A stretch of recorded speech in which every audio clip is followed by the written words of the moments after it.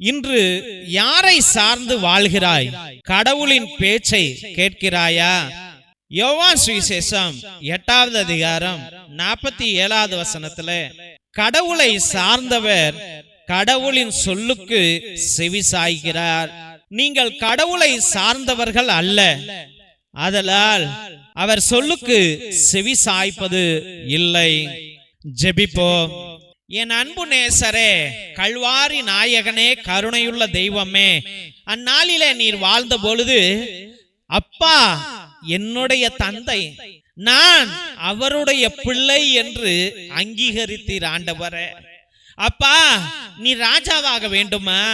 நீர்தான் மெஸ்ஸியாவா? நீர்தான் மீட்பரா என்று கேட்ட பொழுதெல்லாம் அப்பாவுக்கு தெரியும், அப்பாவுக்கு தெரியும் என்று அப்பாவையே சார்ந்து வாழ்ந்தீர் ஆண்டவரே. அதன் நிமித்தமே இன்று நாங்கள் அனைவரும் உம்மை சார்ந்து வாழ்கிறோம். ஏசப்பா, என் ராஜாதி ராஜாவே, கல்வாரி நாயகனே, இன்று ஒவ்வொரு மனிதனும் எதையோ சார்ந்து வாழ்கிறான் ஆண்டவரே.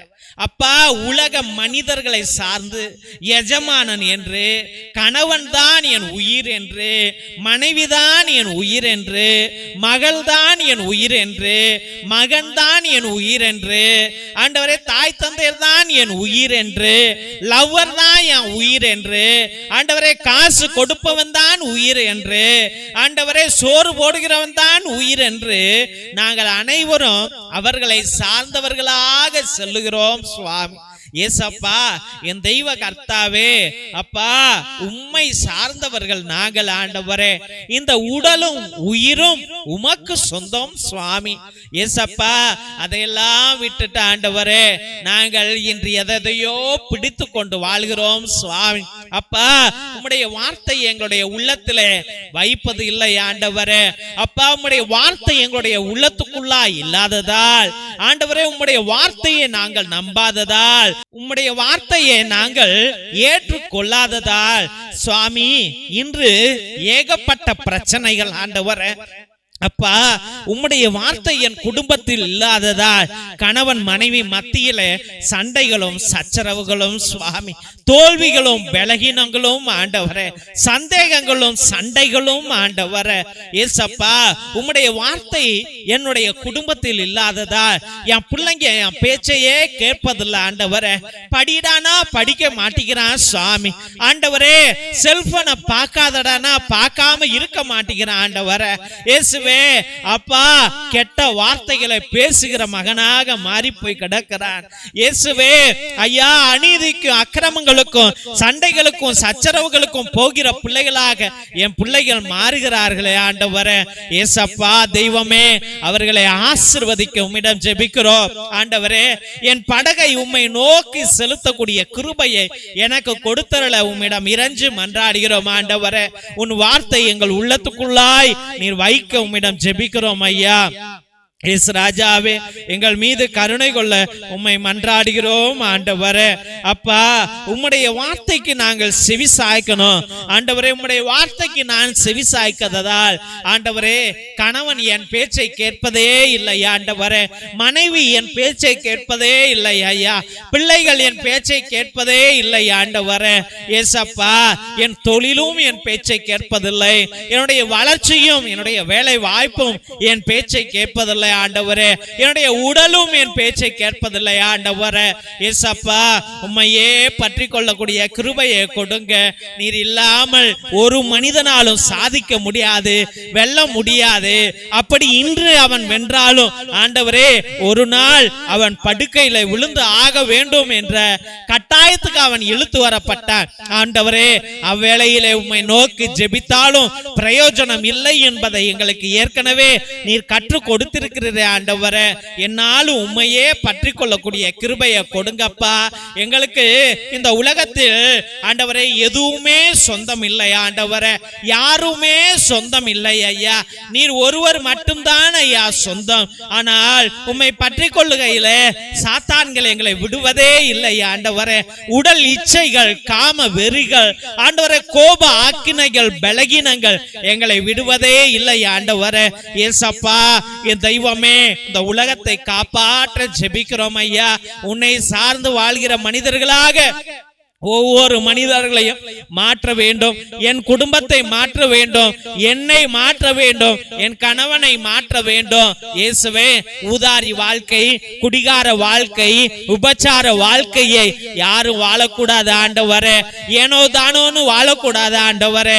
உம்மையே பற்றி கொண்டு யாசப்பா உம்முடைய மடியிலே உறங்கி ஆண்டவரே உம் பாதத்திலே அமர்ந்து உன்னுடைய வார்த்தைகளை கேட்டு அதன்படி வாழக்கூடிய பிள்ளைகளாக எங்கள் அனைவரையும் நீர் மாற்றுவீர் என்று முழுமனதோடு ஜெபித்து அருமையான பிள்ளைகளை உம்முடைய பரிசுத்தமான கல்வாரி பாதத்தில் சமர்ப்பித்து ஜெபிக்கிறோம் எங்கள் ஜீவனுள்ள நல்ல பிதாவே. ஆமென், ஆமென், ஆமென். சிலுவை ஆசீர்வாதத்தை பெற்றுக்கொள்வோம். தந்தை ஆசீர்வாதத்தின் திருசிலுவை. திருசிலுவை உனக்கும் உன் குடும்பத்திற்கும் வெளிச்சமாய் இருக்கிறது. நரக சர்ப்பம் உனக்கு அதிபதியாக வேண்டாம். சாத்தானே அப்பாலே போ.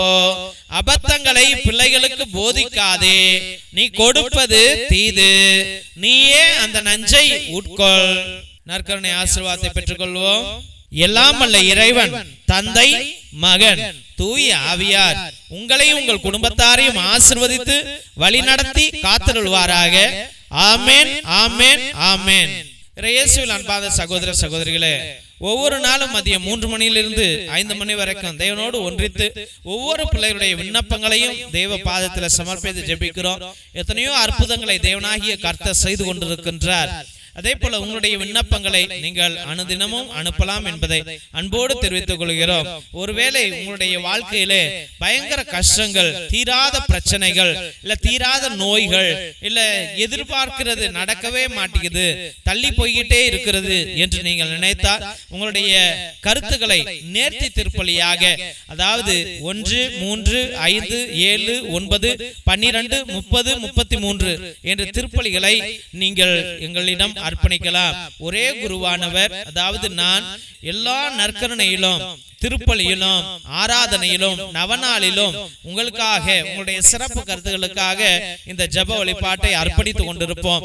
ஒவ்வொரு மணி ஜெபத்திலும் உங்களுடைய பெயர்களை சொல்லி உங்க பிரச்சனைகளை சொல்லி உங்களுக்காக அர்ப்பணிப்போம் என்பதை அன்போடு தெரிவித்துக் கொள்கிறோம் தெய்வ பிள்ளைகளே. மற்றுமாக நாங்கள் கேட்கிற ஒரே ஒரு உதவி என்னவென்றால், இந்த சேனலை தயவு செய்து சப்ஸ்கிரைப் பண்ணுங்க, இதை ஷேர் பண்ணுங்க, உங்களுடைய வாட்ஸ்அப் ஸ்டேட்டஸ்ல உங்களுடைய வாட்ஸ்அப் குரூப்ல இதை பகிரும்படியாக அன்போடு வேண்டுகின்றோம் தெய்வ பிள்ளைகளே. இந்த சேனல் வளரவில்லை என்றால் எங்க ஃபாதர்ஸ் சொல்லுவாங்க, இவ்வளவு லைட் செலவு பண்ணிக்கிட்டு நெட் பேலன்ஸை போட்டுக்கிட்டு கேமரா ஆன் பண்ணிக்கிட்டு நீங்க இருந்து ஜெபிப்பது நல்லதில்ல, இது வளரல, பிள்ளைகளுக்கு மக்களுக்கு இது விருப்பம் இல்லை என்று சொல்லி இதை கட் பண்ணி விடுவார்கள், நிறுத்தி விடுவார்கள். அதனால் தெய்வ பிள்ளைகளே, தயவு செய்து இதை சப்ஸ்கிரைப் பண்ணுங்க, இதை ஷேர் பண்ணுங்க, உங்களுக்கு தெரிஞ்சவங்கள்ட்ட அனுப்புங்க, உங்களுடைய வாட்ஸ்அப் ஸ்டேட்டஸ்ல வைங்க.